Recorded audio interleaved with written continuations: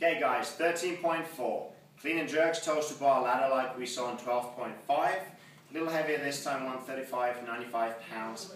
How do I get ready for this? It's no big deal, you just have to get ready for everything. What do we need? We need to get hip extension, we need to open that hip up so you can reach that top position on your cleans without compromising your back. We need to make sure that we set you up for that high hip setup on the clean that you will inevitably do, even though the low hip might be beneficial.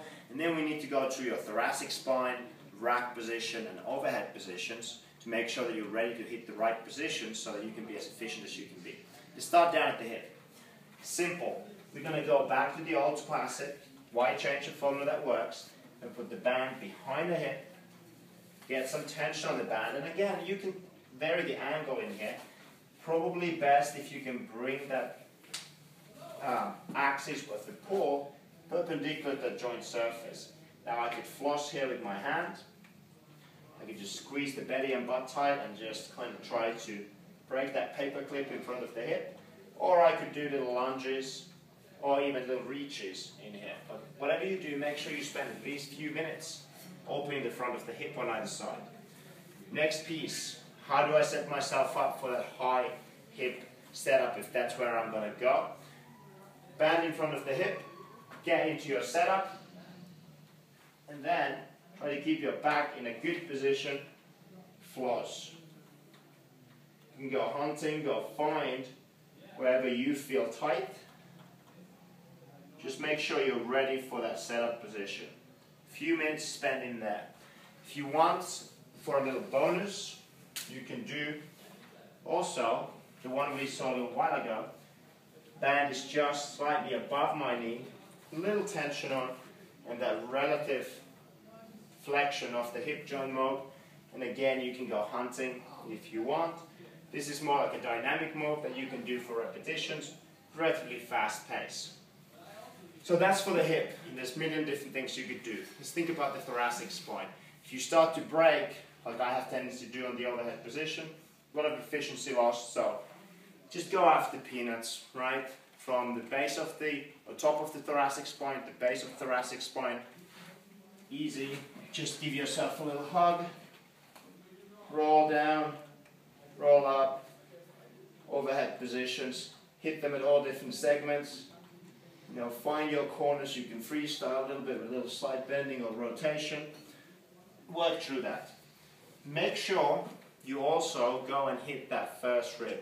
You could hit it on the ground, you could put that stick in the corner and get the first rib in here. You could just get a cross ball close to that first rib area and just open up the overhead position.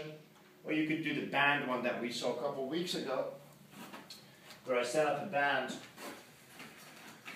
and that could be a little thinner than this. This is a little too thick, but hey, it'll work. Bias that good position, and I can drive the band down with my knee to mobilize that first rib.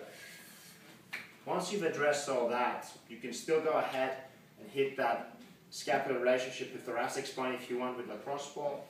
If you feel like you've smashed yourself enough around that area, it's time to work on your rack position. So, simple one, elbow goes in, with bias flexion, with external rotation, making sure the rib cage is tight, butt is squeezed, and my shoulder is back in the socket. So you can hang out here, spend some time, go hunting.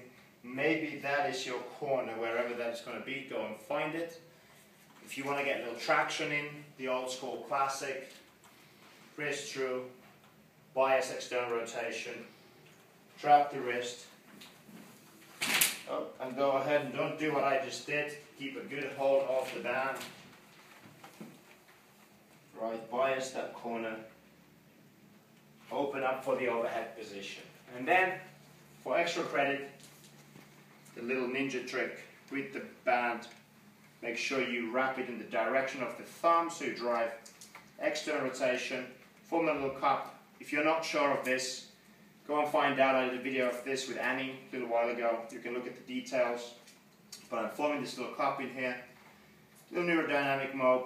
Make sure that you really got that overhead position.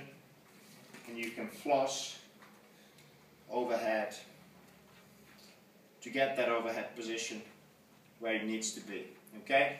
So, quite a long prep, quite a few things to think about, but if you hit all these pieces for about 2 minutes and you spend some time, maybe about 10 reps on either side of the last one, you'll be good to go. That extra prep is going to be worth it because those positions mean increased efficiency in the workout. Good luck.